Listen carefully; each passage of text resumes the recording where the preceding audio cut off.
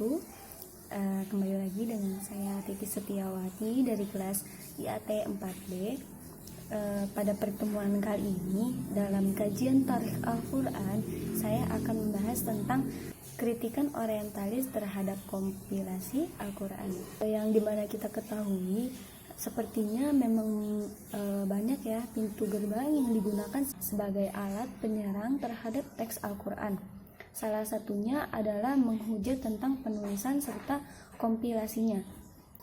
Dengan semangat ini, pihak orientalis mempertanyakan mengapa jika Al-Quran sudah ditulis sejak zaman Nabi Muhammad SAW, Umar merasa khawatir dengan kematian para hufad pada peperangan Yamamah kali itu ya, memberitahu bahwa Abu Bakar akan kemungkinan lenyapnya kitab suci ini lantaran kematian mereka.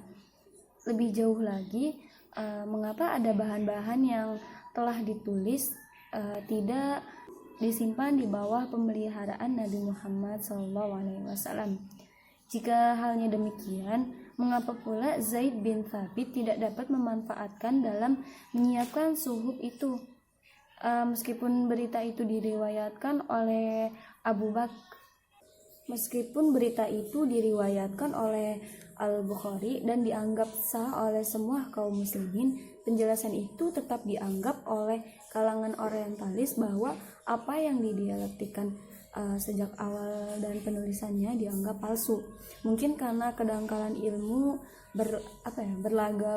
berlaga bodoh ya, atau pengingkaran terhadap kebijakan pendidikan kaum muslimin merupakan permasalahan sentral yang melingkari pendirian mereka. Katakanlah terhadap naskah Al-Quran milik Nabi Muhammad SAW, mengapa beliau lalai menyerahkannya pada sahabat Nabi untuk disimak dan dimanfaatkan? Besar kemungkinan di luar perhatian tiap nasi mansukh muncul wahyu baru, ataupun perpindahan urutan ayat-ayat tidak akan tercermin dalam nasih di kemudian hari. Dalam masalah ini, beliau akan membuat informasi keliru dan tercermin dalam naskah di kemudian hari.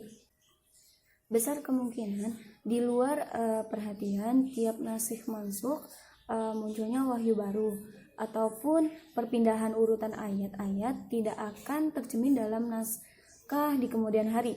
Dalam masalah ini, beliau akan membuat informasi keliru dan melakukan sesuatu yang merugikan umatnya. Kerugian yang ada dirasa lebih besar dari manfaatnya.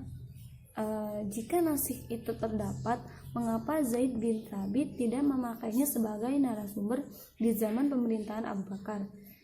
Sebelumnya ditemukan juga bahwa guna mendapat legitimasi sebuah dokumen, seorang murid mestinya bertindak sebagai saksi mata dan menerima secara langsung dari guru pribadinya.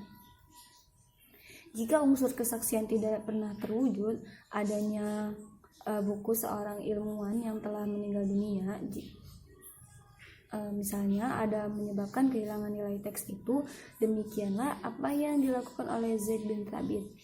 Dan dengan jumlah yang ribuan, para hufad memperoleh ilmu pengetahuan Al-Quran melalui satu-satunya orientalis yang saling beruntun ya di muka bumi, yang akhirnya sampai pada Nabi Muhammad SAW. Setelah beliau wafat, mereka para sahabat menjadi sumber otoritas yang juga saling beruntun. Kematian mereka hampir-hampir telah mengancam terputusnya kesaksian yang berakhir pada Nabi Muhammad SAW, yang mengakibatkan untuk mendapat ilmu yang diberi otoritas kurang memungkinkan. Demikian juga apabila mereka mencatat ayat-ayatnya menggunakan tulisan yang secara tak sengaja persis sama dengan Al-Quran seperti yang dihafal oleh yang lainnya.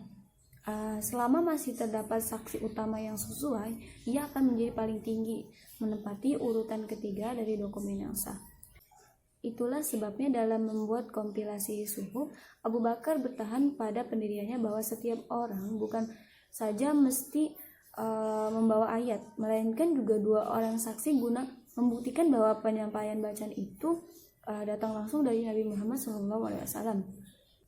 Ayat-ayat yang telah ditulis tetap terpelihara dalam rak-rak dan lemari simpanan, baik itu tanah Yamama mengisap darah para hufaz ataupun tidak.